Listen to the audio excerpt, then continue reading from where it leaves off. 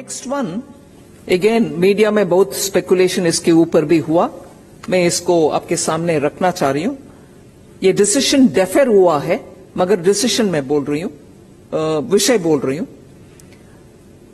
Quick commerce के द्वारा या डिलीवरी प्लेटफॉर्म के द्वारा, ई कॉमर्स के द्वारा फूड डिलीवरी जब होता है, उसमें फूड का रेट में टैक्स करें, डिलीवरी के लिए अलग टैक्स करें, डिलीवरी के लिए अलग कितना टैक्स करना है, इन सभी विषयों के ऊपर चर्चा हुआ।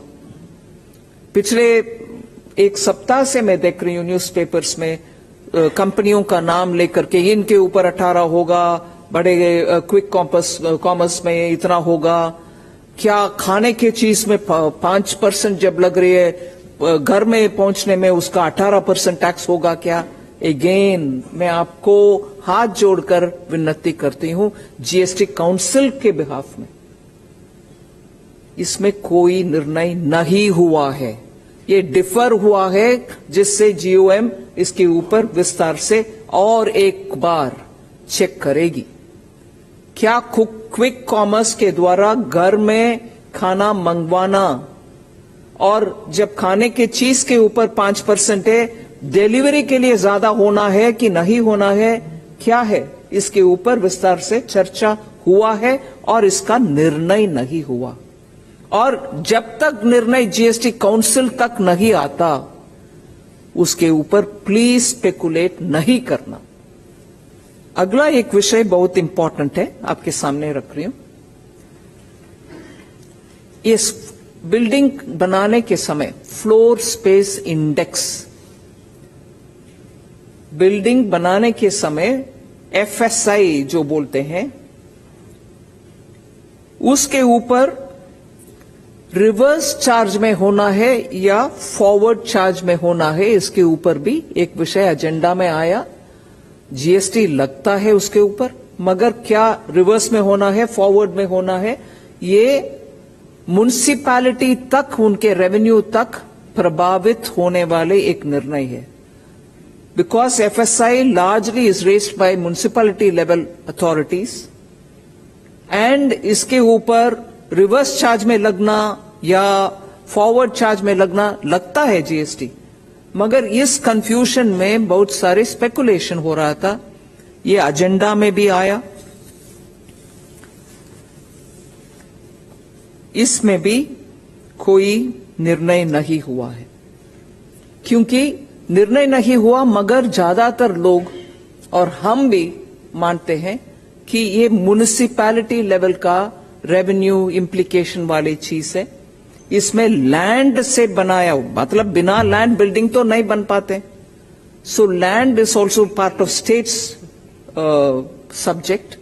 सो वी फेल्ट इसके ऊपर कोई चर्चा ऐसे होना नहीं चाहिए, they will talk about it in detail. So decision नहीं हुआ, मगर two important factors which came for recognition is that it will affect the municipalities revenue, it will also be on a terrain of or a subject of the state which is land.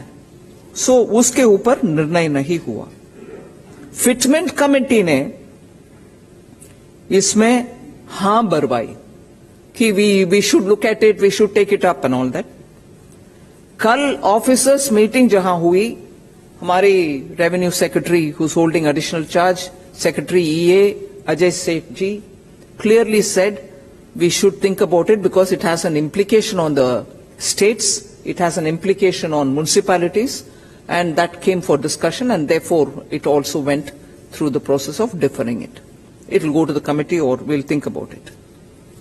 The eighth point which I want to draw your attention is training partners, skill training partners of the National Skill Development Council. उनको जो approved partners है, not everybody, जो approved partners है, उनको GST exempt करने के लिए निर्णय हुआ है, मगर नोटिफिकेशन आएगा बाद में। So these are 8 main things on which I want to draw your attention, but there are 3 things on which even as the GST Council was busy deliberating. From the morning, there's a lot of speculation in the media. And as a result, there's a lot of speculation in the social media. अरे popcorn के ऊपर भी डाल रहे हैं tax.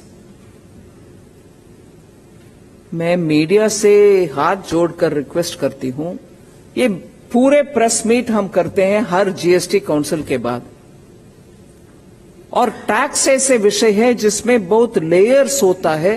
कोई आंख बंद करके टैक्स लगाते भी नहीं है और आंख बंद करके हटाते भी नहीं है। पूरे विषय समझने के बाद प्लीज आपके मीडिया में चलाइए। पॉपकॉर्न के ऊपर टैक्स, मैं इसका पूरे पृष्ठभूमि आपके सामने रखना चाहती हूं।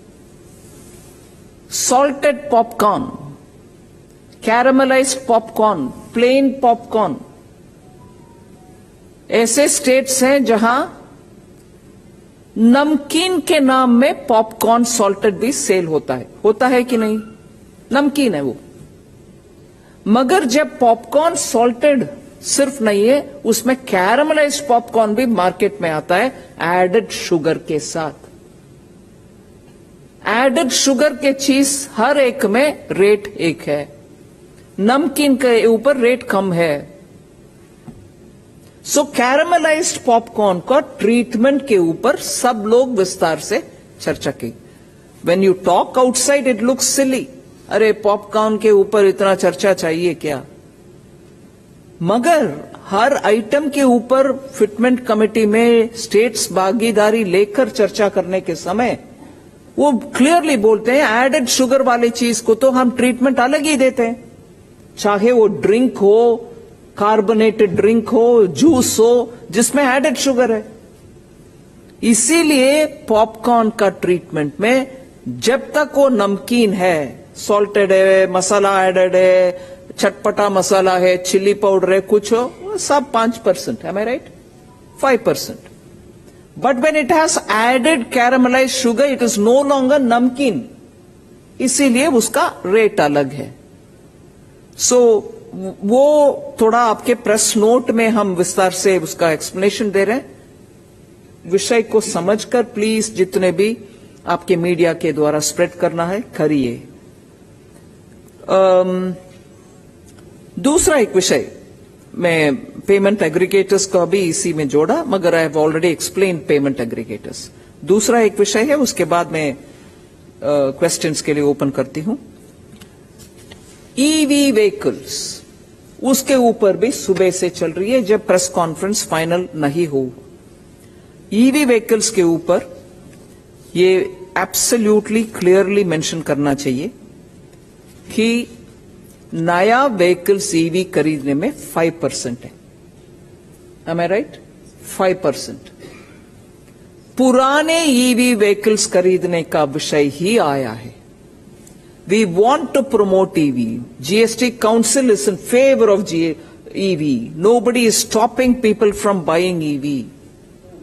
मगर used EV खरीदने के समय एक व्यक्ति दूसरे व्यक्ति को सेल करेगा तो कोई नहीं है उसमें। The same thing as 5%. No GST. Sorry. Used EV. An individual selling to another individual, no GST. But if a company has bought EV, or if there is a regular registered used car seller who buys EV, does some propping up in it, adds value to it and then sells it.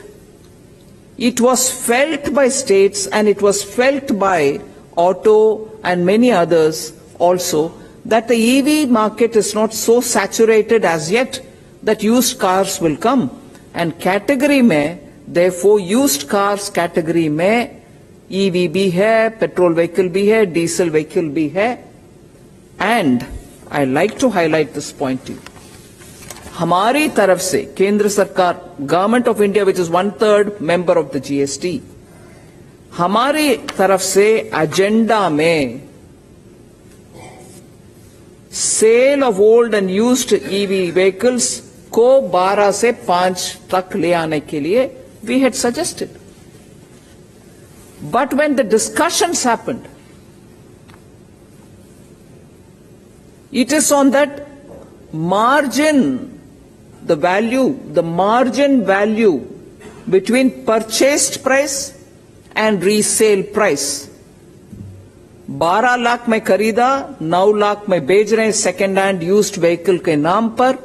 On the margin is only this 18% is being put, as would be for any used car.